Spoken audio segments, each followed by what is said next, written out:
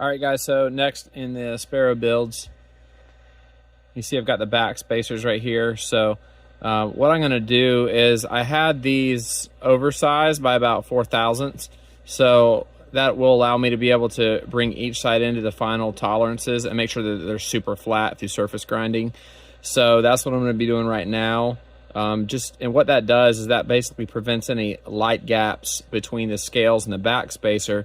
Like when you hold it up to a light, you don't want to be able to see any light gaps in between the scales and the back spacer. So I'm going to show you what I'm going to do for that here. So what I'm going to do is take this, I've got this jig right here that I made. Basically it's just a piece of magnetic steel that's been surface ground already, so it's nice and flat. And then I'm just going to start attaching these with a screw here through the back side. So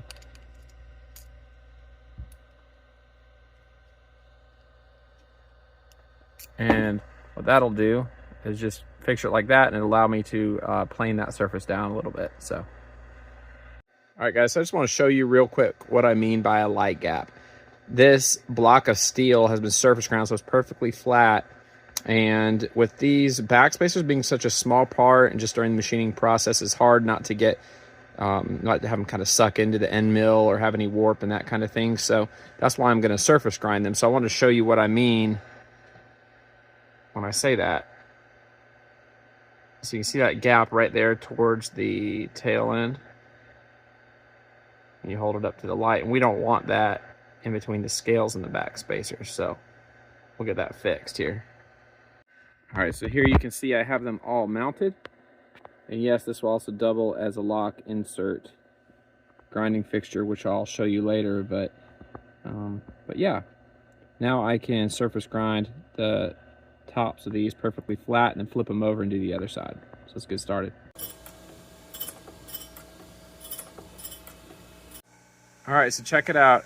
This is after just the first pass, but you can kind of see where it's flat and where it's not.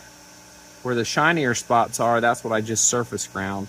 That one on the far left right there seems to have been in the best shape, and that's pretty much perfectly flat now.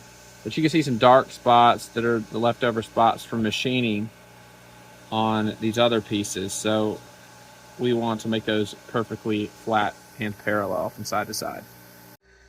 All right, so I've got it mounted up with the surface ground side down touching the face of the block. So I wanted to show you now what that looks like here, the backlight.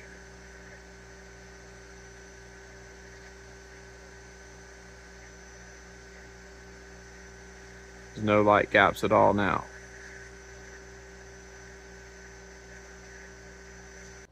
All right, guys, so these back spacers for the initial 12 Sparrows have been surface ground. They are flat and parallel. So I just want to show you on my micrometer real quick here. We just want it plus or minus a few 10 thousandths of an inch. So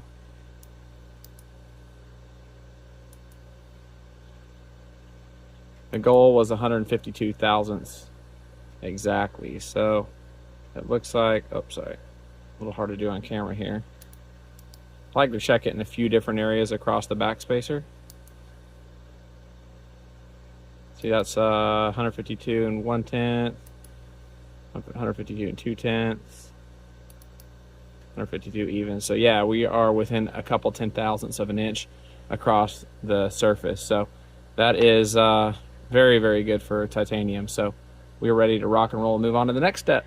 All right, so I assembled one here just with the body screw into the back spacer on each side. Just tighten those down. So we can take a quick check on any air gaps in between the back spacer and the scales there. So let's check it out.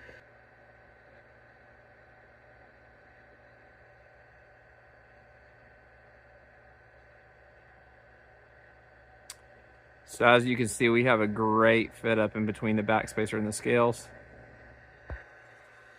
So I call that a success, and we'll move on to the next step.